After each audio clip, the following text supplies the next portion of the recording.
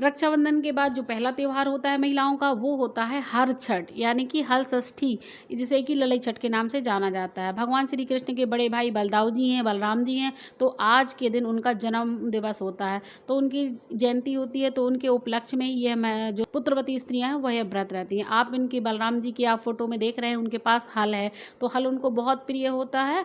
और आज के दिन हल की पूजा की जाती है और हल से जुता हुआ भोजन ग्रहण नहीं किया जाता है। ये हमेशा अपने पास में हल को रखते हैं, क्योंकि हल उनका प्रिय होता है। आज के दिन जो स्त्रियां होती हैं, पुत्रवती स्त्रियां जो व्रत रहती हैं, तो वो महुए का सेवन करती हैं। महुए का बहुत महत्व होता है। स्त्रियां सुबह से जब उठती हैं तो वो ब्रश के रूप में इसकी दातून करती हैं, तो महुए की दातून करी जाती है। और इसके अलावा जब सुबह उठते हैं तो दातून करने के अलावा भी और बाकी क्रियाएं शुरू हो जाती हैं।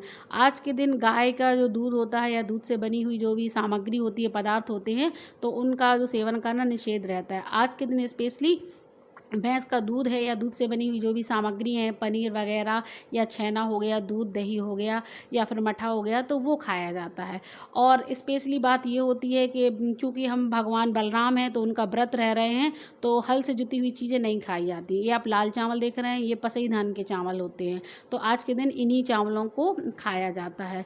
क्योंकि इन चावलों को खाने के पीछे एक ही राज है कि जो हल से जुता हुआ नहीं खाया जाता। और ये धान आप देखेंगे कहीं भी जहाँ पानी भरा होता है, गड्ढा होते हैं, पोखरियाँ होती हैं, तो यह धान वहाँ स्वतः ही उगाती है। इसीलिए आज के दिन सिर्फ यही अनाज खाया जाता है। जब शाम को जो भी महिलाएं व्रत रहती हैं, तो वो स्त्रियां जब भोजन ग्रहण करती हैं, तो भोजन के रूप में इन्हीं चावलों को खाया जाता है। आप भैंस के दूध में, दही में या मट्ठे में खा सकते हैं। और बड़े बड़े जो वृक्ष होते हैं उनके फल ही खाए जाते हैं।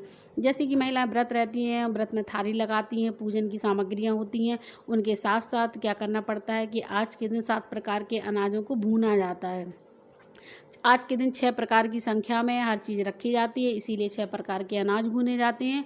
और महुआ भी इन भुने हुए अनाजों में शामिल किया जाता है, तो इसे मिलाकर 7 चीज़ें होती हैं। हमारे बुंदेलखंड में आप देखेंगे सभी जगह बांस की टोकरियाँ बिकती हैं मार्केट में, क्योंकि जो पुत्र होता है उसे वंश वृद्धि का अपन मानते हैं। तो इसी प्रकार से जो बांस होता है, तो बांस को ही उसी चीज़ से ऐसे बुजुर्ग कहते हैं कि कनेक्ट किया गया है।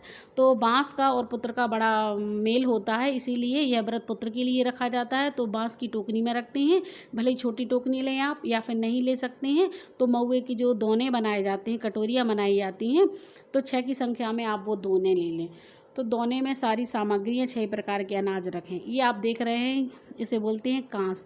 ये लंबा लंबा एक तरह का हरा घास होता है, तो आज के दिन ये घास की विशेष महत्व होता है कांस का। और ये आप देख रहे हैं बेर, ये वही बेर है जो मीठे मीठे अपन खाते हैं, बहुत अच्छे लगते हैं, तो इसकी एक टहनी लेनी पड़ती है। इसके साथ साथ पलास यानी जिसे हम लोग देहाती भाषा में छेलिया बोलते हैं, आम भाषा में।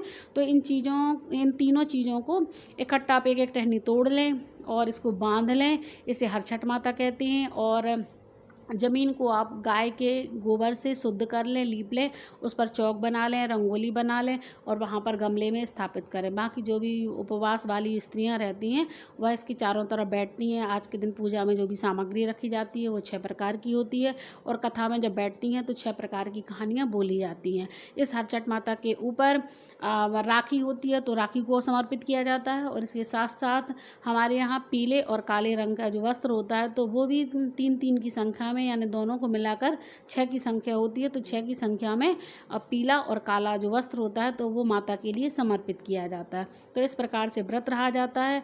और यह व्रत पुत्र की मंगल कामना के लिए, उसकी दीर्घायु के लिए रहा जाता है, ताकि हमारी संतान सुखी समृद्ध रहे, दीर्घायु रहे और उसका भविष्य उज्जवल रहे। तो ये आपकी जानकारी कैसी लगी आप ज़रूर बताइए। मिलते हैं अगली वीडियो में, जब तक के लिए नमस्कार।